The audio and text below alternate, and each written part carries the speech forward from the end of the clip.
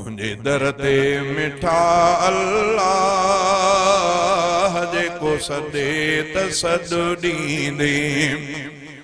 आहे रहमत जो दरिया जेको सदे त सदु ॾींदे नबी वली दर ते सुवाली के आलिम आला आली सखा तुंजी आ निराली नबी वली दर ते सुवाली जेके आलिम आला आली सखा तुंजी आ निराली सारे जग जो तू आ वाली छदे कीन कंखे खाली तुझे हिल्म जी कमाली भंगी चरसी के ही चोर खाइन रिज़्क़ काफिर पोर दिया दिया सखा ज़ोर दिए तोड़े दिसे प्यो गुनाह जेको सदे त सदु ॾींदे तुझे दर ते मिठा अल्लाह जेको सदे त सदु ॾींदे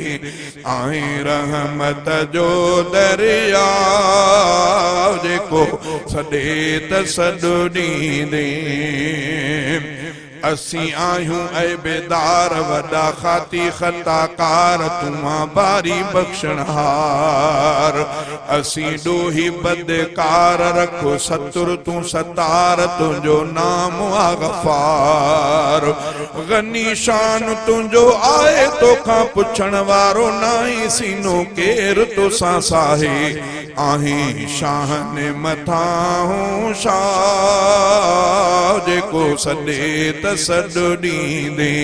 तुझे दर ते मिठा अल्लाह जेको सदे त सदु ॾींदे आहे रहमत जो दरिया जेको सदे त सदु ॾींदे जैते राज़ी थे रहमान तंखे छा कंदो शैतान तंहिंजो कामिल आ ईमान जंहिंखे तड़े तू मनान सिधी राह ॾिसे कान सचो तुंहिंजो आ क़ुरान आ उश्क नबीअ जो पाए वेस आया सलमा ऐं अवेस तोड़े दूर तिनजो देस अबू जहल रसियो आला जेको सदे त सदु ॾींदे तुझे दर ते मिठा अल्लाह जेको सदे त सदु ॾींदे आहे रहमत जो दरिया जेको सदे त सदु ॾींदे तुझो कोन आहे सानी तू आ बाक़ी जग फानी आहे अकुल खे हैरानी हले खान जी न खानी भयो तख्त सुलेमानी तुझी दाइम आ सुल्तानी तोखे नाहे कंहिंजी कान पंहिंजो शान जाने पाण को मञे हर को मञे तुझी आन बिना लश्कर बेपरवाह जेको सदे त सदु ॾींदे तुझे दर ते झुकन तुझे दर ते मिठा अल्लाह जेको सदे त सदु ॾींदे आहे रहमत जो दरिया जेको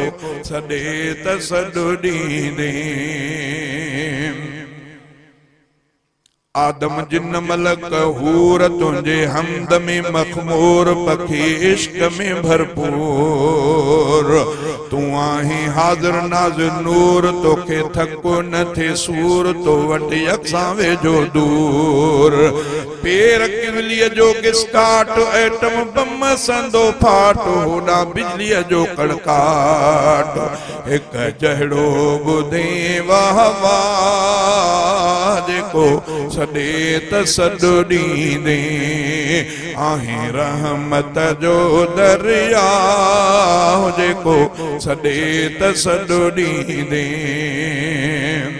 सोना सोनो तू कमाल बख्शे सोनन के जमाल बे कंहिंजी न मजाल जान बजी जग पाल दी धीअर पुत्र माल भला चांडे सा कर भाल मौला मोहाबे रसूल सदके फातिमा बतूल कर स्वाद हुई कबूल कारो कलमो पढ़ी दे साजे को सदे तसद दींदे तुझे दर ते मिठा अल्लाह जे को सदे